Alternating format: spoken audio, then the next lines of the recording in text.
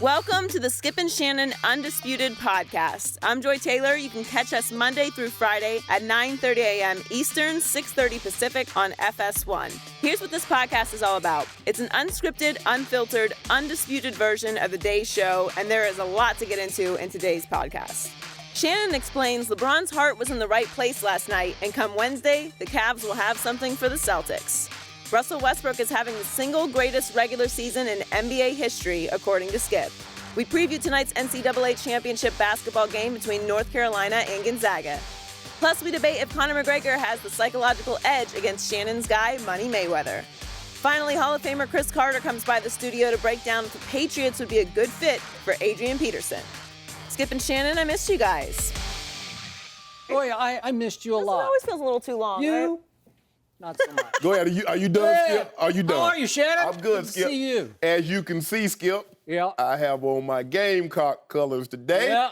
So I want to congratulate Don Staley and the Lady Gamecocks on winning their first ever title in women basketball. Yep. Headlines, Lady Gamecocks caged Bulldogs to win first ever title. That's your headline? That's my headline, Skip. Oh, so you're a frustrated journalist, a headline writer. I'm trying, Skip. Well, hey, if I hang around a journalist, I should be able to pick some things up. Allow me to say that Mississippi State should have shared that championship after they pulled off what I thought was the greatest upset in college basketball history of UConn. Regardless of men or women, that was the greatest upset. It's one of the top 2 or 3 of all times in any sports. Absolutely, and it's a credit to UConn at having carried that as long as they have. 111 with 4 titles. Very exciting finish, and we'll talk about the men's tournament a little later in the show. But let's get it started with the big win by the Cavs. Cleveland beat the Pacers in double overtime last night. LeBron James played 52 minutes and had a triple-double with 41 points, 16 rebounds, and 11 assists. Paul George had 43 points in the loss. LeBron and Kevin Love each hit key three-pointers in the final minute, and the Cavs have won 2 straight after a 3-game losing streak. Skip, how impressed were you by the Cavs? In the end, Shannon Sharpe, your guys did survive. I got to give them that. They did actually win the game thanks to a couple of really big shots from J.R. Smith and Kevin Love. Whoa. That wasn't in Joy's read.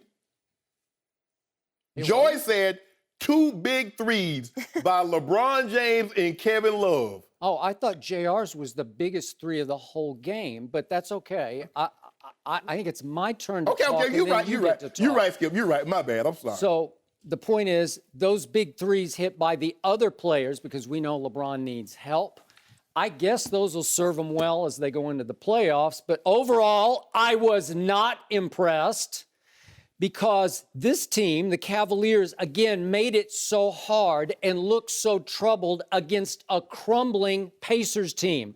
I'm going to remind you, which you probably overlooked in your research, that the Pacers came into this game having lost 5 of their last 6, and the one win that they did have was at home against the 76ers. Wow, I'm not impressed, and I'm sorry, because even worse, the Cavs were up 14 with 10:21 left.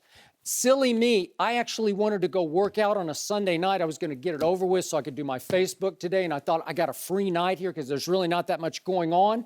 And I wanted to leave, and the king wouldn't let me leave. He wouldn't let me go work out because he kept blowing it, and they kept blowing it and blowing it and blowing it. They got outscored 27-13 down the stretch at home in the King's house to tie the game and send it into overtime. That is a bad sign. I am not impressed, because the best player on the planet continues to struggle to close games. And I will remind you, the Cavaliers on Thursday night, we didn't have a show on Friday, so I didn't get to talk about this. They were up 11 in the third quarter at Chicago. They were up 6 with 4:13 left at Chicago against what I thought was kind of a crumbling Bulls team at that point, and they got outscored 18-5 down the stretch and lost that game 99-93.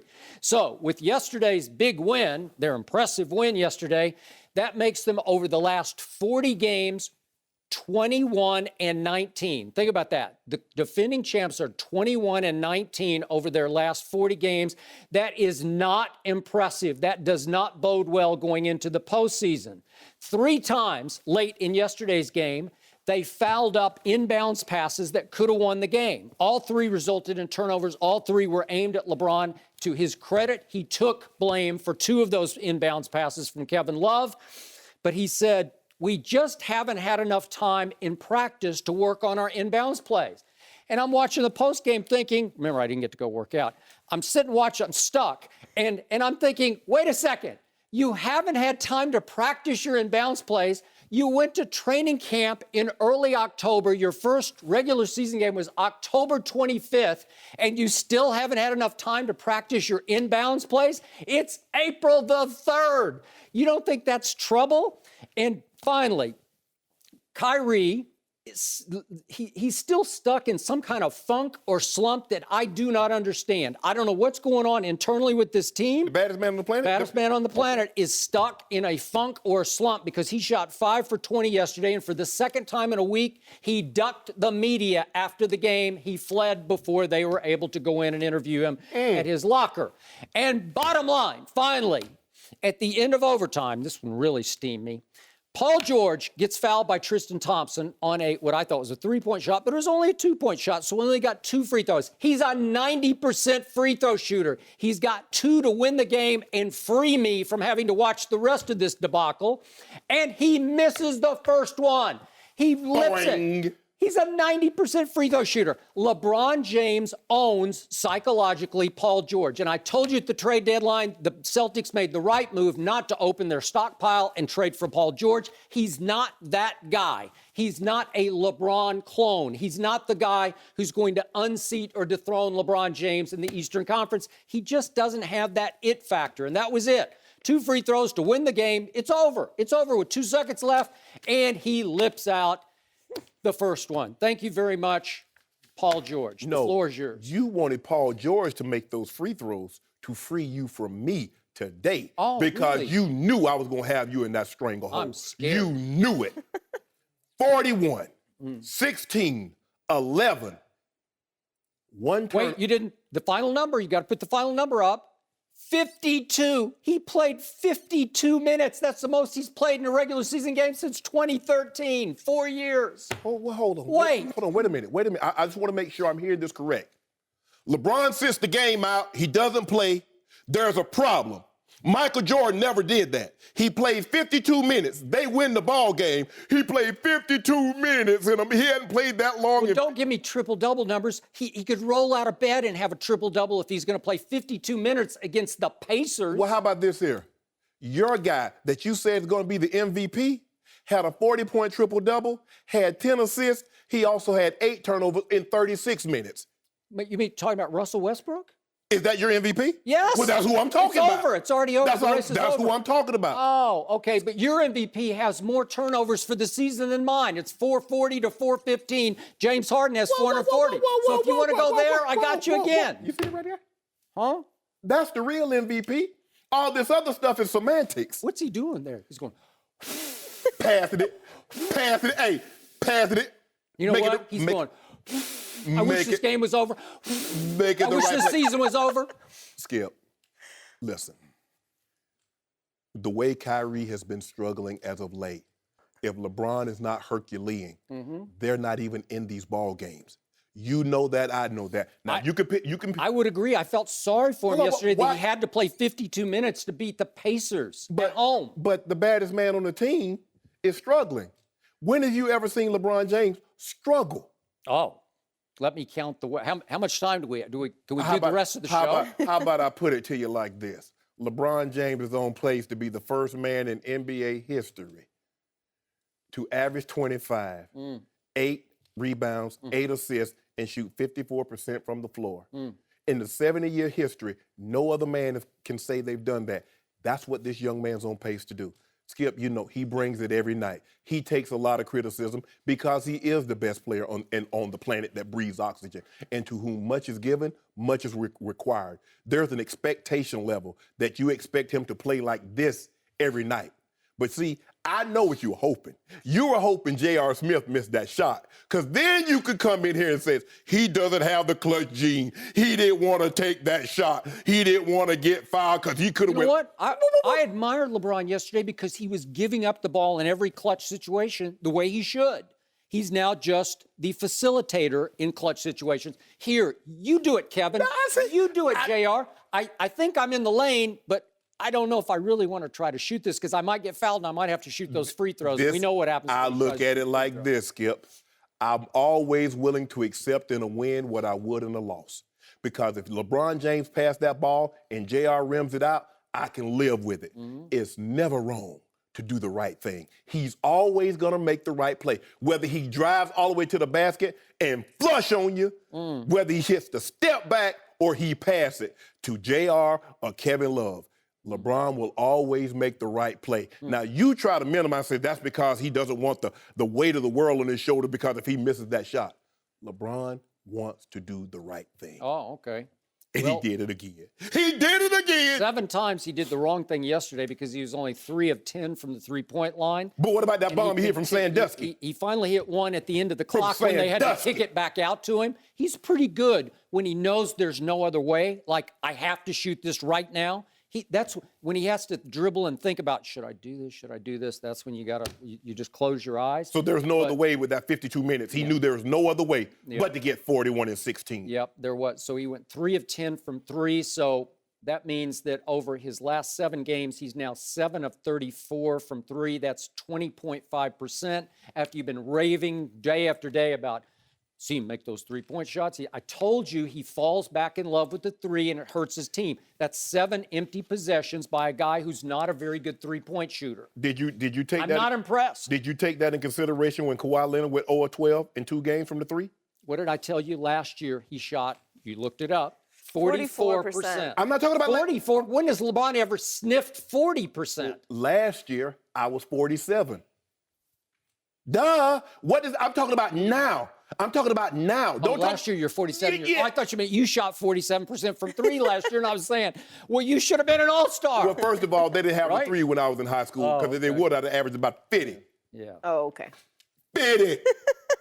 Well, there was some other drama going on in the game last night. During a timeout late in the second overtime last night, LeBron James and Tristan Thompson started arguing with each other as they walked to their bench. Thompson and LeBron talked about the incident after the game. Let's take a listen. I have to ask, if there's anyone who understands what comes with competition, good, bad, or ugly, it's you. What we witnessed with Double T, how do you make sure the both of you and this team grows from it? I got to do a better job of not, showing up my teammates out on the floor. I had the right intentions in my mind, but I had the wrong intentions, came out of my mouth. So I take full responsibility for that as leader of the team. So, I can be a lot better than be able to keep that in-house, in the locker room and when we're watching films. We family. We're family. A little miscommunication in the huddle. Move forward. We family. Got each other's back always. Move forward. Was it frustration just from the coverage on George? Obviously, that was an extreme challenge. I'm not going to get into it. Like I said, there's miscommunication. Move forward. It is what it is. Got the win on Orlando. Skip, is this a big deal or no big deal? Skip, before you go, does Tristan Thompson have Beijing in that beard? That look like 50. Shiny. It looks like 58 or 59. Skip, you don't know anything about Beijing, but they got shades of it. If you got a lot of gray, you put that gray, like just for men. I mean, some people use just for men. But I believe Tristan Thompson got that Beijing. He's on a 58 tint. He needs a 59. Do you know a lot of about Beijing? Hey, y'all just, hold on, Skip. Well, you brought it up. That's why Shannon keeps it so short, so we don't see the grays. No, I got gray up in his. Hey, I'm going to let it go. I left this part out of my not impressed critique to open the show because I knew we were going to talk about it later, so I'm just now launching into this. The weirdest thing about what happened on this altercation between LeBron and Tristan Thompson was it occurred after Kevin Love had hit, at that point, what was the shot of the game. Because he finally made he'd made another 3, but he made the 3 that put them up 4 with 26 seconds left. Correct. And I'm thinking, happy days are here again. No, wait a second. They're going to the bench after the timeout, and they're getting into it. And it's escalating during the timeout to the point that teammates have to intervene, especially to pull Tristan away from LeBron. And remember, they're close friends. They do socialize. Rich Paul, who's LeBron's guy, represents Tristan, and it was thanks to LeBron that Tristan got a big new deal. Correct. You know, and he should have gotten a big new deal because he's that valuable to his team. He is. And I've been around Tristan enough to tell you, he's a really straight shooter. He's a guy who speaks from his heart. So he was genuinely enraged over what had transpired on the previous possession. Right. So what had happened?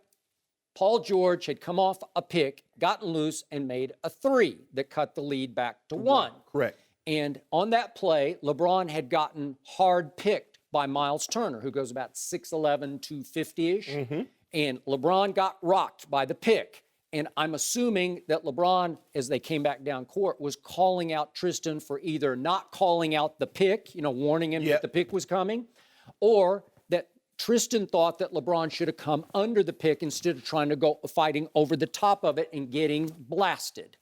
And whichever it was, I think LeBron wanted Tristan to show harder on the pick. He wanted him to show because Miles Turner was his guy, guarding him. So, or he was guarding Miles Turner, and so he wanted him to come out and stop Paul George just for a split second so LeBron could catch up.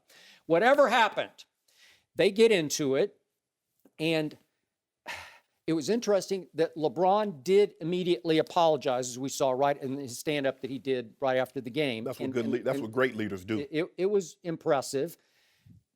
And he apologized for showing up a teammate on the floor. But LeBron has regularly been showing up and calling out teammates now for the last month.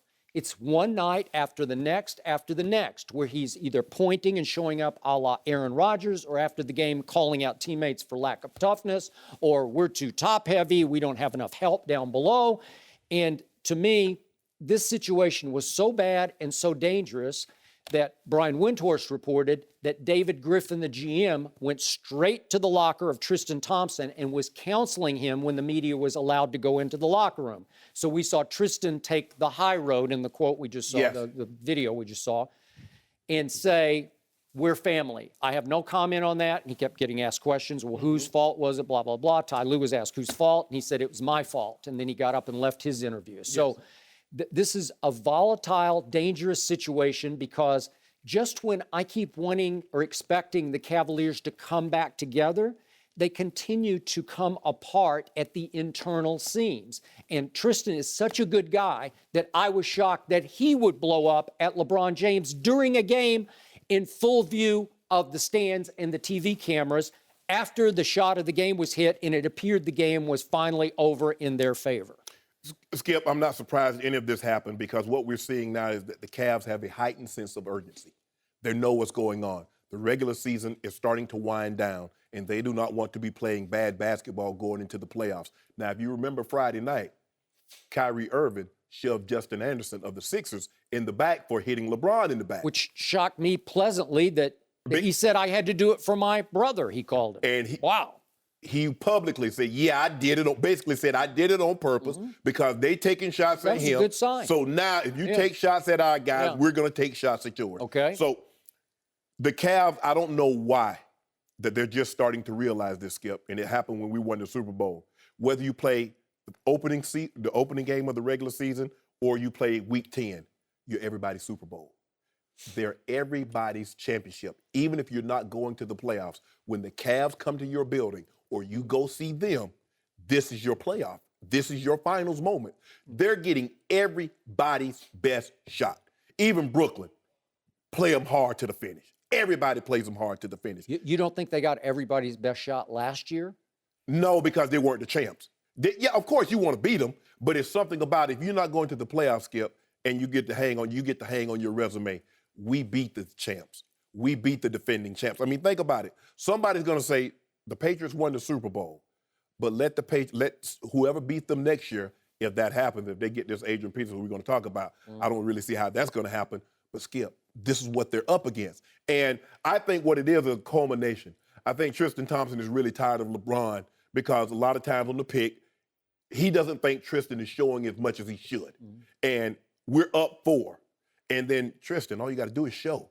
First of all, you remember, Tristan fouled the guy. That's how we got to these overtime. Tristan fouled the guy. So LeBron is still seething about that. Now he doesn't show, and gives Paul Yeah, George. but they had to switch. It was LeBron's cover to start with. Right. He was on Paul George. He gets pit. And that's what they're up against. I'm sure after Paul George had found a rhythm, he scored 19 straight points. You're not going on no pick with him. He's hot now. You better fight over that pick. And if you can't fight over it, the guy that's picked Miles Turner, who is Tristan Thompson's man, who set the pick on LeBron, Tristan, you got to show. You got to show because he's in a rhythm now. You're not going to give him a wide open three, Skip. LeBron heart was in the right place, but the words that came out was wrong. The time in which it came out was wrong because everybody is emotional. And this is why I always say, you never say anything when you're frustrated, when you're upset, or you're disappointed, because a lot of times that can be misconstrued. I had a great teammate, a great quarterback. John Elway was my quarterback. And even if I ran the wrong route, even if he thought I didn't fight hard enough and the ball got intercepted, he would always handle that in the locker room after the game, or we would address it Monday or Wednesday, the following week behind closed doors. He would never show me up because guess what, Skip? I knew John was the best player. Tristan Thompson knows LeBron's the best player. But I'm a man just like you. I got kids. I pay a mortgage just like you. And I'm not your child. And you're not going to talk to me and treat me like one. So there's a healthy level of respect regardless of your position on the team. So you think this was a good thing for the Yeah. And I think LeBron understands. LeBron understands he's the leader. But you still got to show a certain level of respect for a guy. Because Tristan Thompson does a lot of dirty work. He's really your only rim protector. He's keeping balls alive on the offensive end. So this will be a learning experience. They'll be right. They'll take care of the Orlando Magic. And come Wednesday, we're going to squash all this foolishness that you've been talking. Boston and all this talking that y'all been yakking. IT time and Al Horford. This is why we got Al. So the Spurs have started resting. James Harden rested the whole game yesterday, and LeBron is playing 52 minutes and pointing to Wednesday. They're going to go squash the Celtics. Really? Skip. That's not the way you get ready for the playoffs. How many different ways do you want this dessert? You complain about him resting. I didn't complain. Yes, you did. I did not. Yes, He's complaining. He says I played too many minutes. No. Take yourself out. You're the coach. When he sat down against the Clippers, you complained. I did not. Yes, you did. I did not. You did too. You got me confused. Michael Jordan never took a break. He always gave it all. LeBron says, I've earned the right to take a break. And you know what? Skip doesn't like when they rest players this close to the I don't care what Skip like. LeBron says, if I need me a day, call the ball. Hey, David Griffin, I'm off today. Click. You know what? He should be off against Orlando. It's tomorrow night. No, right? we don't take. Just take it off. It's coming playoff time. I'm okay with that. First of all, think about it, Skip. Kevin Love has missed a substantial amount of time. Kyrie had the hamstring injury. He missed time. J.R. Smith missed 2 months. No, we're not taking any time off. We coming. are not. We coming. No mercy. Golf's first major starts this week, and to celebrate, DraftKings is hosting a free fantasy golf contest with $100,000 in total prizes up for grabs. Just pick 6 golfers before the tournament tees off this Thursday morning, rack up points for streaks, per-hole performance, tournament finishes, and more. Outscore the competition. Hurry to DraftKings.com now and use code UNDISPUTED for free entry into the $100,000 fantasy golf contest starting this Thursday for golf's first major. That's code UNDISPUTED to play for free for your share of $100,000 in total prizes, only at DraftKings.com. Eligibility restrictions may apply. See DraftKings.com for details. No mercy. The new year and a new season for this team. It's official. The Gonzaga Bulldogs are headed to an NCAA tournament. Nigel with a 3. Shots up and good. Take the game over, Nigel Williams. Jackson. He's been the saving grace. Spins. Gonzaga getting it done on both ends. Jackson. Nothing but love. North Carolina is a 1.5-point favorite in tonight's national championship game against Gonzaga. Shannon, what are you expecting tonight? I'm expecting the Tar Heels to cut down the nets. This is what they've been trying to do all year long, Skip, was to get back in this position. Most of their players that were on that team last year that lost, they returned. Yep. Kennedy Meeks, and you got Barry the second. Yep. Isaiah Hicks. And what I like the best about them, because Gonzaga has those bigs now. They have Karnowski and they have Collins. Tar Heels can play them straight up. Kennedy Meeks, Hicks, they got a 6'11 freshman, I think, in Beverly. so they can play them straight up without having to do double team and leave kick open three for those guys. Now, I believe in order for Carolina to win, they're going to have to push the pace. If you saw when they pushed the pace, that's where they were able to get separation from Oregon. But when they slowed it down, they let Oregon get in that zone, and they struggle shooting outside because they don't really have outside shooters. Justin Jackson got hot, shot him out of it, made him play a lot more man, and then all of a sudden, Kennedy Meeks started eating them up on the glass. And so this is why I'm going to take North Carolina. I'm saying it's going to be a very close ball game. I'm going to go 82-78. The Heels cut down the nets, and Coach Williams passes his mentor as far as national championships, 3-2 over Coach Smith. I want to congratulate you. You made a good call that Carolina would make it all the way to the final, correct? I got them win it. And you had them to win it. Yep. And I congratulate you because you did tell me you're a North Carolina fan, and you have always been, so you picked with your heart more than your head. Yep. I did not see Carolina coming like this because I watch too much. I take it too seriously. They lost twice late to Duke by 8 and then by 10 in the ACC tournament. On February 27th, I watched a lot of the game just because I couldn't turn it off.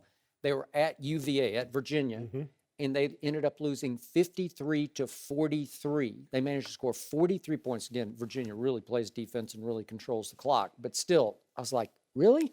And then against Arkansas, round 2 of this tournament, you know what happened late in the game. Yeah. Joel Berry got away with an outrageous non-call. They were about to be in trouble against those Hogs, and all of a sudden he shoots it over the rim, and Kennedy Meeks is right there to tip it back in, and it just changed the whole game and may have saved their fate. Yes. And then the other day, and this is, again, I watch all the madness, but it is pure madness to me because it's evenly matched bad basketball, because we all know the best players, they've moved along. Yeah. They're in the next level. They're playing in the NBA. And yet, at the end of the game, the two most experienced to me, Carolina players, Kennedy Meeks goes to the free throw line and misses both of them. And then Joel Berry goes to the free throw line. These are their two best players, a senior and a junior, and he misses 2. And the poor kid, Jordan Bell from Oregon, who'd played a hellacious game on the backboards, just failed to block out. It's just on like, both of them. Yeah, on both of them. But I'm saying it's just like ABC basketball. It's just like, no, come on. You didn't block out either time on either of the second minute. Really? You thought he would have learned if after he didn't block out on the first one and Peterson tipped it back out. So you're like, I'm blocking out on this. If nothing else happens, I might not get the rebound, but the guy that's behind me will not get the rebound. So it kept feeling like Oregon had him on the ropes, and then Oregon would get 3 after open 3 and just miss them. So it becomes this crazy three-point shooting contest that's exciting for all the wrong reasons, because it's not great basketball, but if you do have seniors and juniors, you have a good chance. Yes. Because we're down to Kennedy Meeks. And again, I like Carolina barely also tonight. My score was 80-75 because Kennedy Meeks is a man.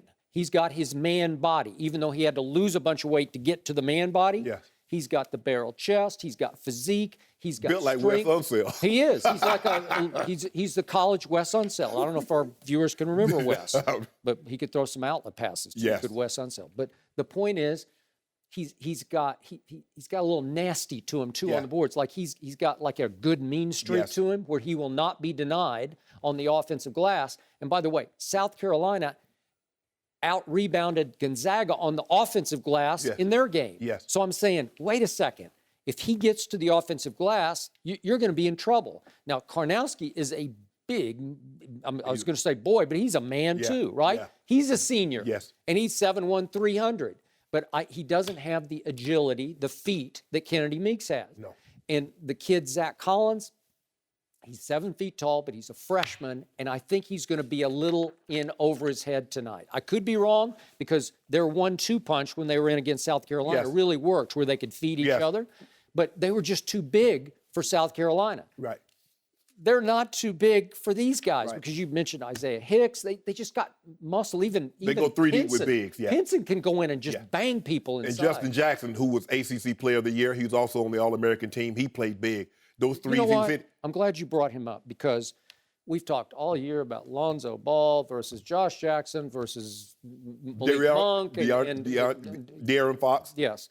And all of a sudden, the undersung one, the one we didn't talk about, has rose and shone when the lights are brightest because he can flat out shoot the basketball. He's got mid-range jumper. Every time Oregon started to make a run, He made a shot. He hit a three. Yeah. He stole the ball. He laid it up. He was I constantly really like making his plays. games. Now, I think he and Williams-Goss will probably be the determining factors because I think that's who Justin Jackson would draw him on defense because I think Goss is a little bit too big for Barry. Maybe Pinson. Pinson might take him. I think Pinson can match up with him. But it's going to be a great game, and I think Carolina wins it a close one. But they better hit these free throws late.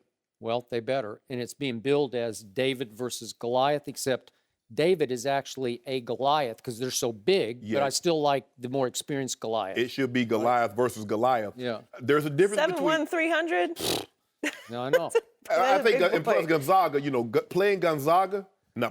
playing St. Mary's 3 times a year is a little bit different than playing Duke 3 times a year. I got it. So I'm going to go with the more You would experienced, think, more battle but tested. they have really played well at every level of this tournament. They have said, hey, we belong, we belong. I'm just not sure they belong in this one. Come on, Tar Heels. Well, big exciting national championship game, 9:20 Eastern tonight. No mercy.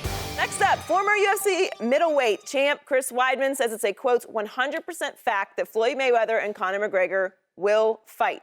Weidman and UFC analyst Joe Rogan both think McGregor has a psychological and physical edge on Mayweather. Let's take a listen.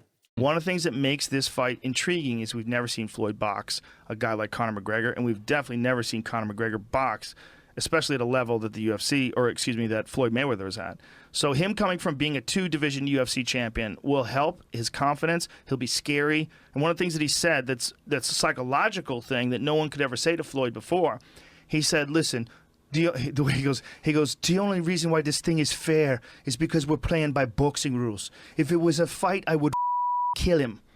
And the way he said it was like 100% accurate. 100% accurate. And he said in saying that something no one's ever been able to say to Floyd. Yeah. I will you up. Mayweather is going to be such a small man next to Conor. Right, absolutely. This guy is a giant. You have to realize, Conor McGregor, I think it was the biggest 145-pound fighter the UFC has ever had. He cut so much weight to make 145 pounds. He's going to be so big and so heavy. He's going to be so much longer and taller than Floyd Mayweather. His head's going to be so much bigger. Yeah. It's just 2 completely different animals. You listening, Shannon? Skip, do you agree that McGregor has the mental edge on Mayweather? Mental and physical, and I especially loved what you just heard Chris Weidman say, and I know Chris well enough to know he is smart and he is honest, and he nailed this. Conor McGregor will be too big and too long and ultimately just too heavy for tiny little Floyd May or may not Mayweather Jr., and ultimately Conor's just too crazy and too aggressive. Floyd's never had to deal with someone who's like an animal in the ring. He will force the action. He will attack in ways that Floyd has never been attacked before. And all those little powder puff punches of Floyd's will just be gnats on the little windshield here as Conor just works right through them, and he will land heavy blows on the face of one Floyd May or may not Mayweather Jr.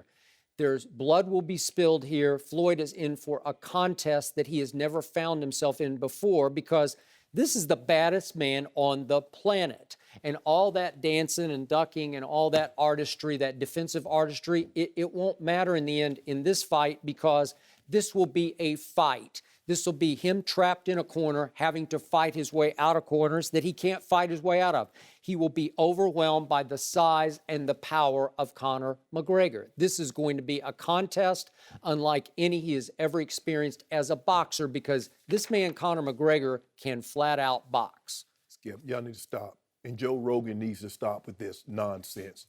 Because first of all, to say because he's an MMA fighter and he's a 2-division champ in MMA, he has a psychological edge over Floyd Mayweather, who's arguably one of the top 5 boxers of all times, regardless of division. Skip, that is just utterly asinine and ridiculous thing to say.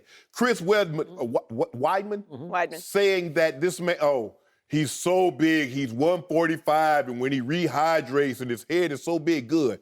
It'll be like Floyd punching a Winnebago. Good. I'm glad he got a big head, so he can't miss it. Floyd might break his hand. Every time he throws a punch, Floyd's got brittle hands. You know what happens when you can't miss a Winnebago, can you? So good. Floyd gonna punch his lights out. Skip, I get it.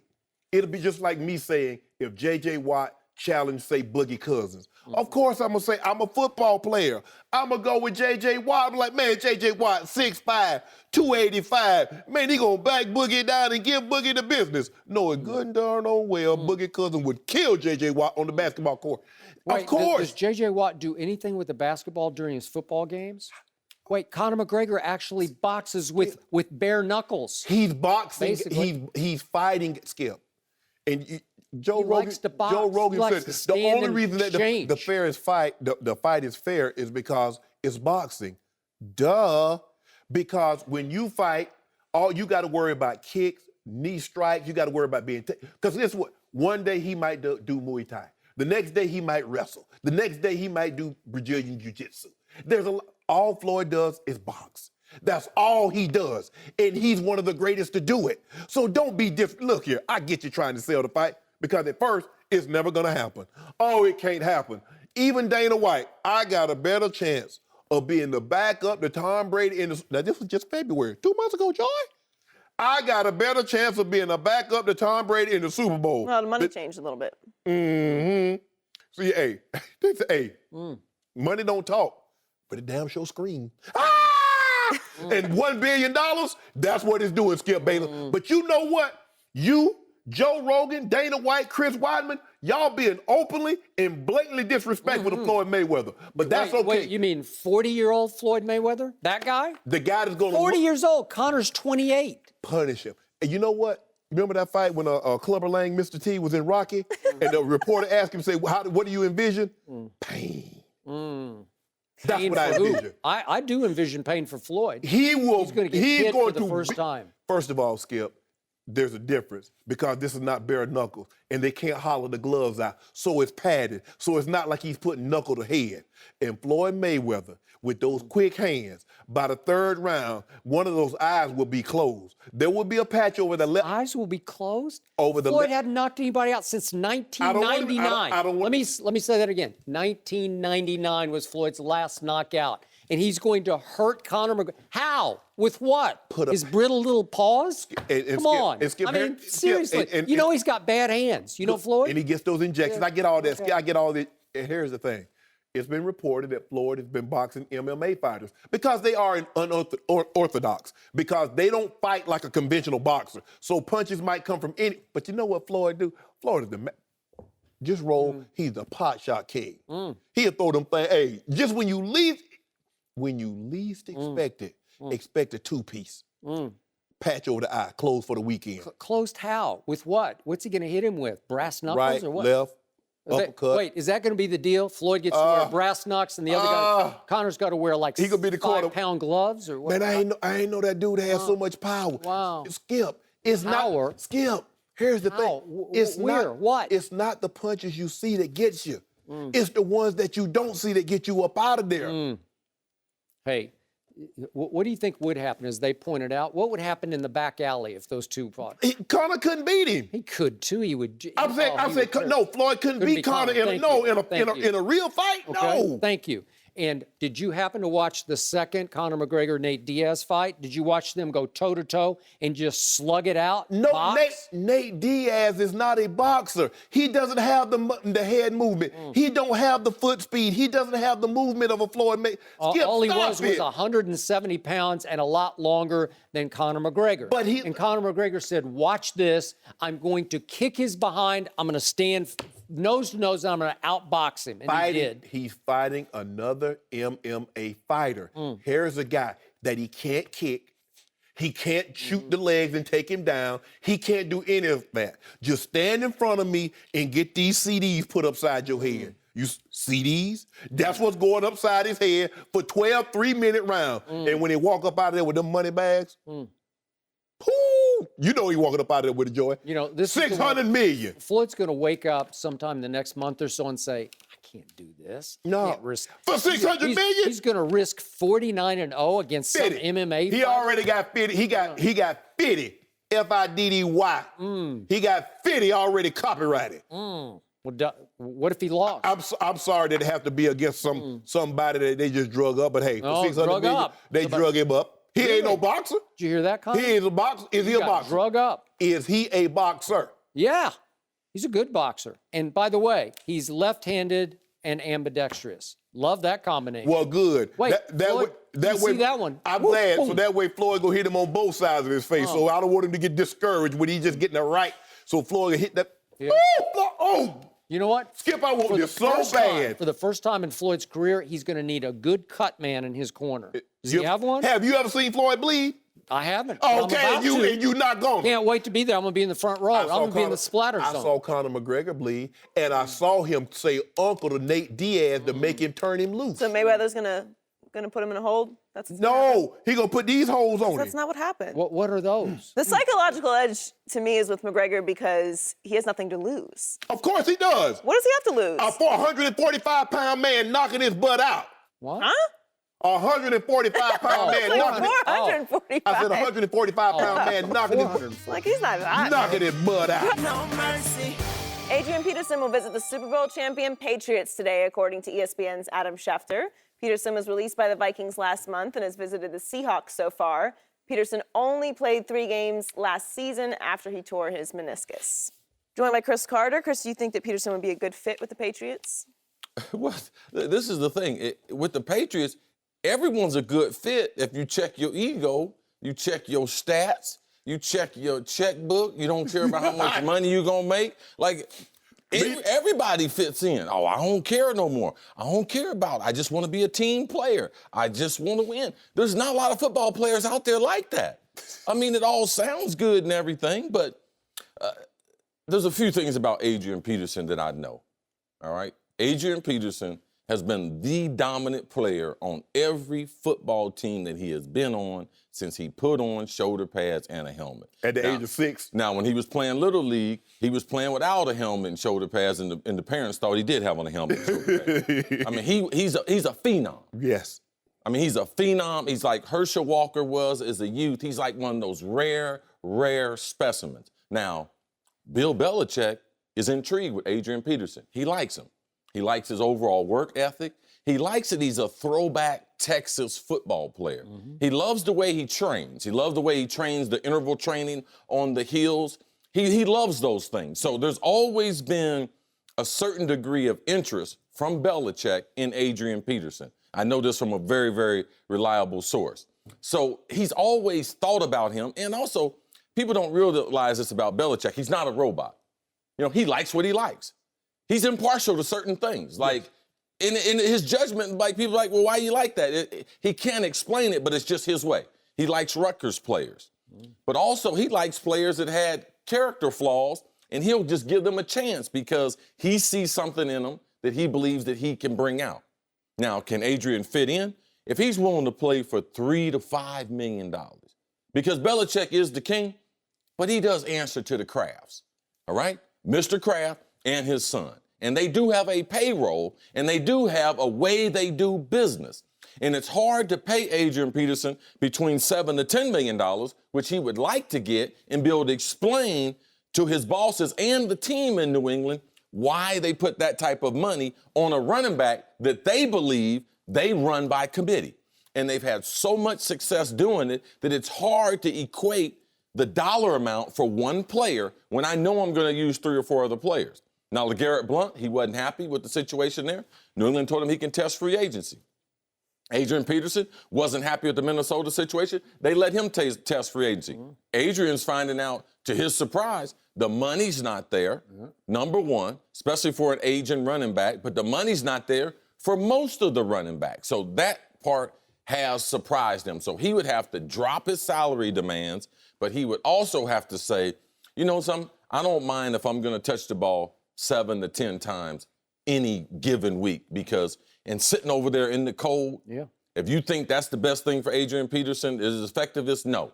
He is a volume ball carrier. The more you give it to him, the better he is. And it's not just carries. He's one of the few players that can score any carry on the field. So you have to get him between 15 to 20 carries, because if not, the numbers don't match out and you don't get that big run added to the offense that you would need.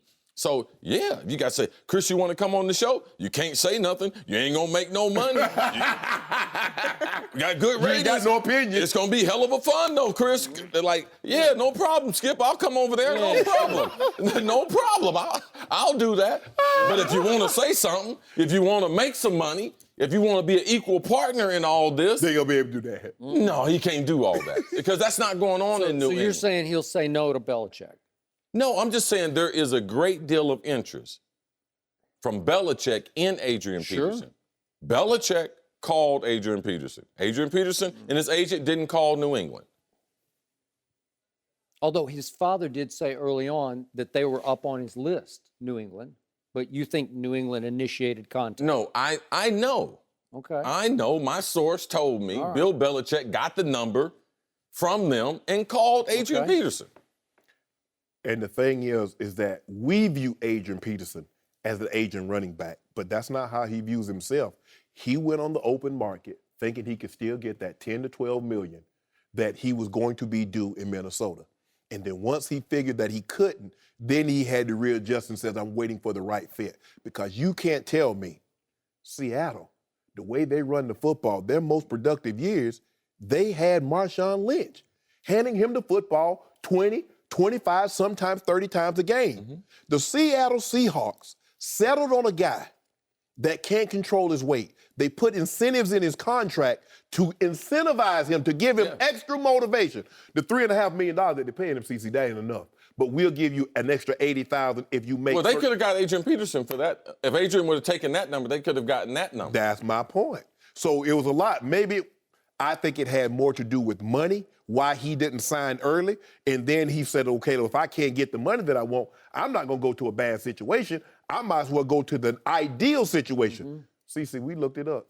Adrian Peterson has not registered a preseason carry since 2011. Oh, I knew that. I am a Minnesota. I talk to the people there. In practice, Adrian Peterson hadn't probably practiced during the season since he was in his 20s. Oh, you gonna practice? Oh, hey, a PR guy. I need to get 3 sideline passes for my dad, my son, and my homeboy. They gonna be able to do that. So, like CC said, see, you can't check your ego at the door. Wherever you leaving from, you got to leave that ego home. You can't even get on the plane with it and bring it to the city. No.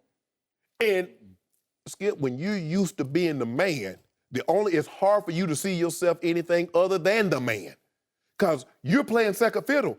Adrian Peterson will be valued. And even if you ain't the man, if they pay you like you the man, you the man, Skip. Yeah. Right. Like you know you're the man. Hey. Like what difference if they pay me like I'm the man, regardless of what they say, I'm still the man. You go to New England, Adrian Peterson value is the same as the long snapper. That's how he will get treated. Can he handle that? And like I said, Skip, 1 week he might go for $1, get 30 carries for $150. And then next week, when it's 10 degrees and you get 7 carries and you got that big old jacket on, you be like, man. Deion Lewis catching 5 balls out of the backfield. James White catch 5 balls out of the backfield, getting 5 or 6 carries. And then they dump another 7 to Gronk and then another 5 to. So those are your rushes right there, because the short passing game to them is their running game. It is. So, okay, Adrian, do you, Adrian? I'm not here to tell you what you should or you shouldn't do. But you better think long and hard, because you're about to be 32 and you've had it a certain way for the last 10, 11 years. It's not going to be like that anymore. Okay, so yes or no, does he say yes or no to Belichick? Gut feeling. If the price is between $4 and $6 million, I'll say yes. Anything over that, they're walking away. Belichick will not sign him. You said Belichick will walk away. No, yes. What do you think? Gut feeling. Would Adrian take it on their terms, on Belichick's terms? No, I think New England wants to sign him somewhere between $3 to $5 million with heavy incentives. Okay. Now, I don't think Adrian will take it right now. Now, he might take that in 60 days. But that's the part right there is the unknown. Because eventually, he knows he's got to drop his salary demands. Does he drop them for Oakland if they can't get Lynch? Or does he drop them for New England? Because the music getting ready to stop playing. There ain't going to be no chairs to sit in. Hey. Okay? How about and this? The 2 most viable opportunities don't have an opportunity. That was Minnesota. Because the number one thing would have been to strike a deal with Minnesota before free agency, restructure your contract with Rick Spielman. They got the Super Bowl coming there in 2018. Your number going to be in the rafters. You're going to be a Hall of Famer. You said this. You said it that day. Okay, so his next best option was Seattle. You know the reason why? Not because they run the ball, not because their style, because the offensive coordinator is Darrell Bevell. Yeah. And he's familiar with them. Now, that's one thing that was really important to Adrian. Besides his money, he wants to be familiar or comfortable in a situation. My gut feeling, Adrian will swallow his pride and swallow his salary demands, and he will say, I'm going to do this for 1 year because I need to do it for 1 year. I want to play for him, and I want to play with that quarterback, and I want a Super Bowl ring because they're not just favored to win the Super Bowl right now. With Adrian Peterson, they would be prohibitive favorites to win the Super Bowl. And I see these players want to go do it for a year just to feel how it feels to be a cog in a great system, in the best system. And again, you could argue it would be good for Adrian to not get used up at age 32 coming off bad knees, where just every third game, I need you. I'm going to give it to you 25 times today, and you'll know going into the game. You'll know. Used up? What are you going to use it for? I mean, like, where are you going to take all this ability and everything? Like, we might as well use him up now. He's 32. It ain't like there's some... But maybe he wants to play. He's probably got Brady in him. He's such a workout warrior. He probably thinks he could play for 3 or 4 But he more ain't years. first of all, he's taking more hits in one season than Brady's taking in 18. I agree. But if Belichick is probably telling him as we speak, hey, you'll be better off when I can use you in smaller doses, because some games I need to go high carries. There were a couple of games, now that was without Brady. One week 2, LeGarrette had 29 carries. That was no Tom Brady. That was with Garoppolo. Belichick's a genius, but he's not going to be able to convince Adrian Peterson. Since I was 7 years old, I touched the ball 20 times. Hey. And now you telling me. And so now in that reduced role, also when we lift up the trophy, you're a reduced role in the trophy. That is his value. Okay, but you said earlier in the show, it won't really help him to have a Super Bowl ring. It will. It'll help his own pride, his own psyche to say, I did win a ring. Yeah, that helps him, does. but it doesn't change our perception of him because he's not going to be that impact player that He might be occasionally. I mean, again, They just don't do business that way. All right? but They there'll don't. be games. I can show you different games. They'll just say, hey, tonight is your night. Ask LeGarrette Blount how that worked out for him. He had 18 rushing touchdowns. And you want to do more? Go ahead. You know what Coach Belichick going to tell Adrian Peterson? Now, this is our offer on the table. You walk out of here, this offer's walking out of here with you. So, this is it. They don't skip. I can show you big playoff games when he said, I'm going to hammer LeGarrette Yes. against Indianapolis. But Skip, Yeah, but LeGarrette Blount didn't have nowhere else to go. Skip, LeGarrette was a giving up. guy. I'm not sure this guy's going to have anywhere else. But Skip, think about this here. Adrian Peterson has been the guy. He's an MVP player. The Steelers released in the middle of it, with 5-6 games into the season, they released him. You just don't want New England to get Adrian Peterson. Skip, I don't care. Because you know it would be game over. Skip, they're the favorite. It ain't going to change our job. They were the favorite. Change his job. No. He has to sit here and take it every day. Well, I'm going to just do like you. I'm going to pick chalk. Oh. I'm going to take the Patriots and the Cowboys. You're not. You're saying they're the it was like chalk? the Steelers, and then it was Nope. I'm going to take. the Chiefs. They won the Super Bowl. They were the favorites. Listen, also, Missing as a broadcaster, Seattle this one for a thing I while. have learned, okay, that I've deserved the right to change my opinion. Right. Week to week. Skip. Yes. Skip, think about this, Skip.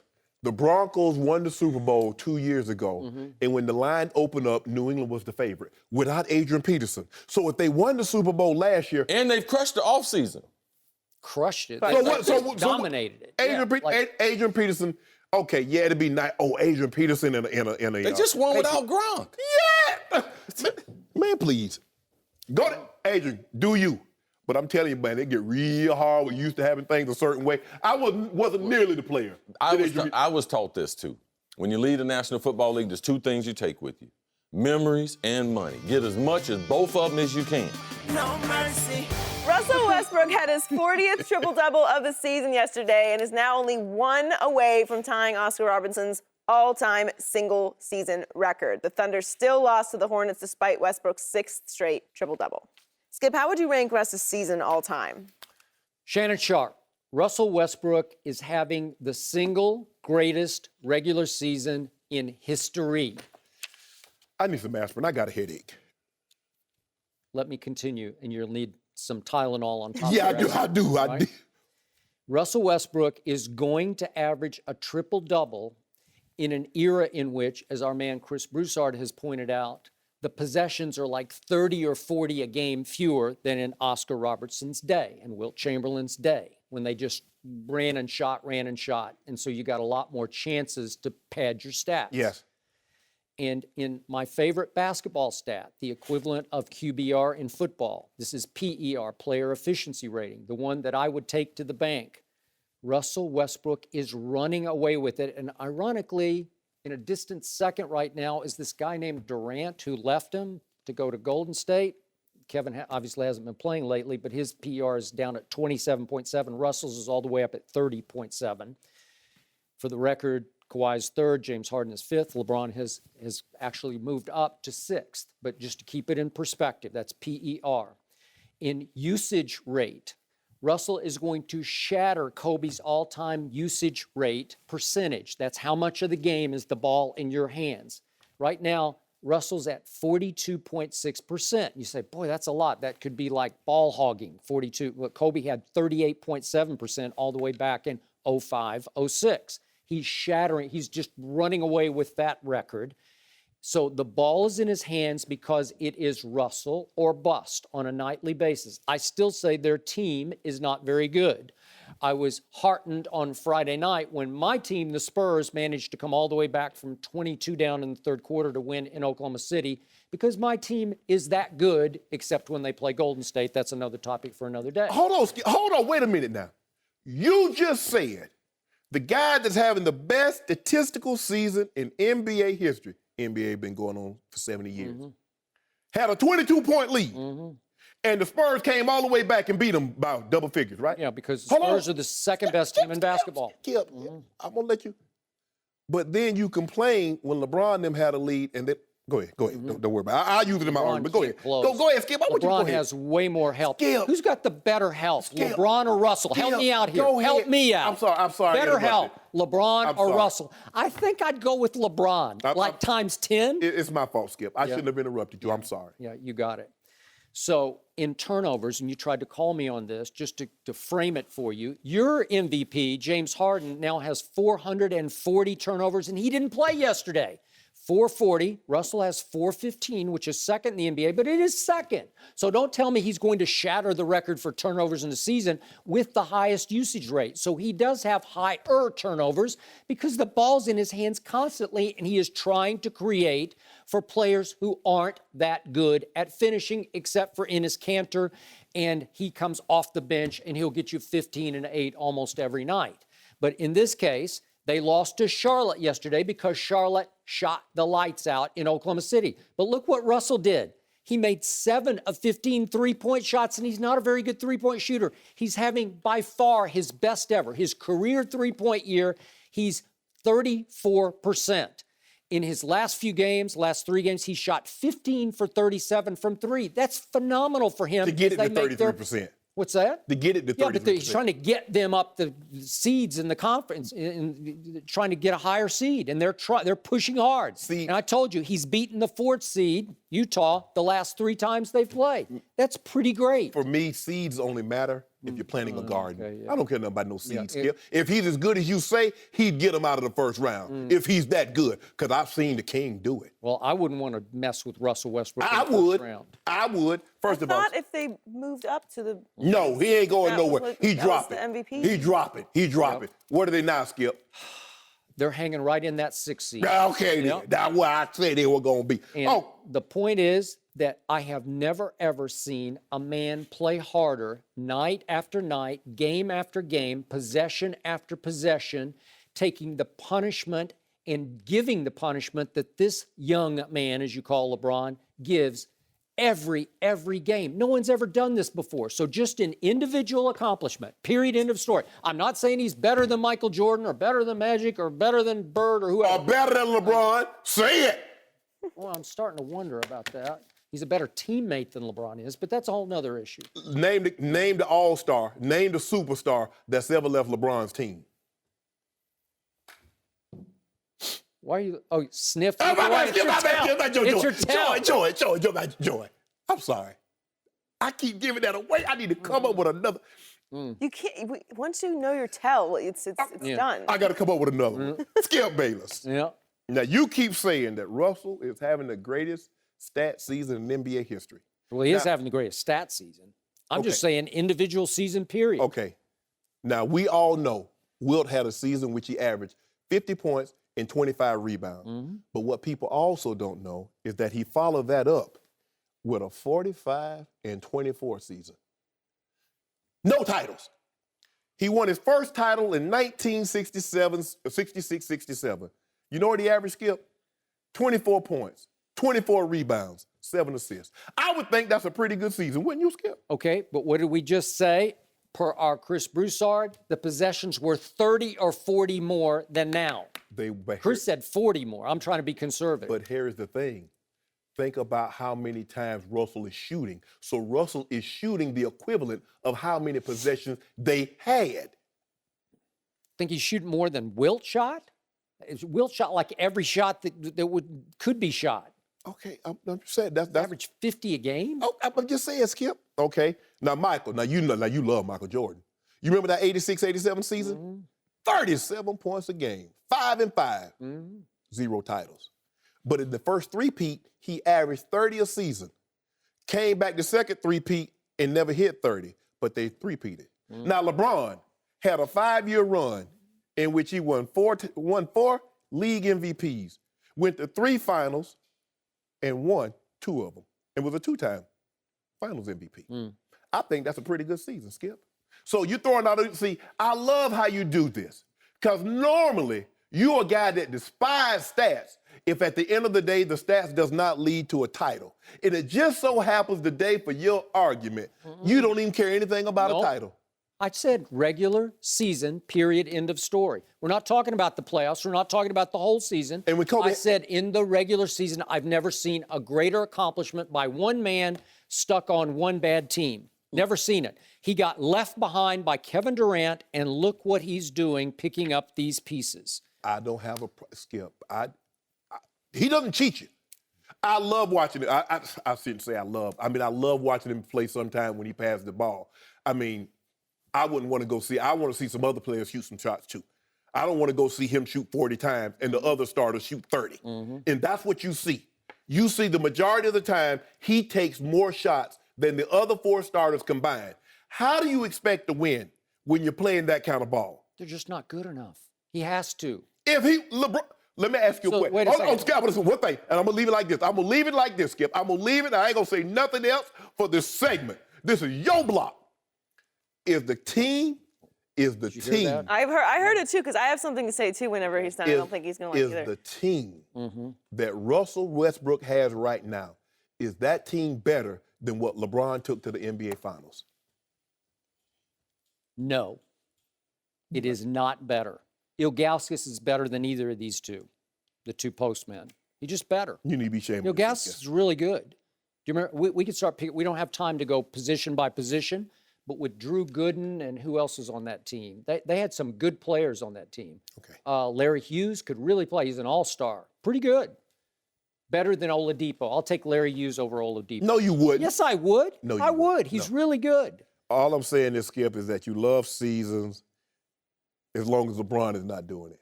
Because LeBron done had some 38s and 6s, and you ain't even mentioned anything about that. Do you want to say something? Well, you were just talking about how many shots Wilt took. Wilt averaged 40 shots per game, and Russ is taking just 24 shots a game. 40 to 24? Well, he's averaging 50 points. You dared to even bring that up? Well, let me ask you a question. That's outrageous. Well, let me ask you a question. You just got...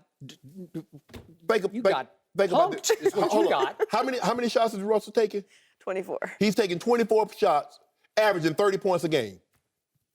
Pretty good. Okay, but you're the one that brought up Wilt, not me. 40 shots a game? And you would have said that was a better season? And that 40 shots per game by Wilt is the highest in a season. So what was his field goal percentage? Well, it's probably Hold on, what was it? What's the field goal percentage? Oh, now she can't look it up. First of all, you can't do that, all right? I Well, I have it did in my it. notes. But I have it on my computer. Well, see, what I try to and do you is can't sniff. But see, that's why I closed the computer. It's already over. It's just 40 shots a game to 24. Yeah. When Russell shoots over, I tell you what, if Russell were shooting 45%, not the 41 that he shoots. 51%. Hold on. Will shot 50% from the field. So? LeBron James is shooting 54% from the field. What? How do we get on Have you heard LeBron? of layups and finger rolls? So he's shooting all threes? Huh? Is Russell shooting all threes? Do you know what high degree of difficulty his layups are with 7-footers trying to hammer him in the lane? Are you kidding me? All I'm saying is that this season, and we've seen this before. We've seen a triple-double. We've seen, as a matter of fact, Big O averaged a triple-double for his first 5 seasons. So are you saying what Russ is doing is not impressive? It ain't equating to win, so how impressive is it? Oh, Yes, okay. it is. It is equating to so wins. let me ask you this. What is Russell's record when he does have a triple-double? What's the team's record? I'm sniffing. They're probably 27-8. What are they? 31-9. That's pretty great to me. What's LeBron's record when he scores 30? I don't care. You don't care about LeBron. He's 17-1. Speaking of LeBron, how many superstars has he left? LeBron left, not the other way around. How many has he left? I'm sniffing. I'm doing a tell. That's what How we about Dwayne Wade and Chris Bosh in Miami? LeBron James like J-Lo. That's what we do. We leave. You don't leave us. We leave you. We leave you. That's what we do, Joy Taylor. Go, LeBron. Way to go. Nah. That's what we do. We leave. You can't break up Russell with needs us. 11 rebounds and 29 assists to clinch the averaging a triple-double. And he's only 2 triple-doubles shy of breaking Oscar's record. No mercy.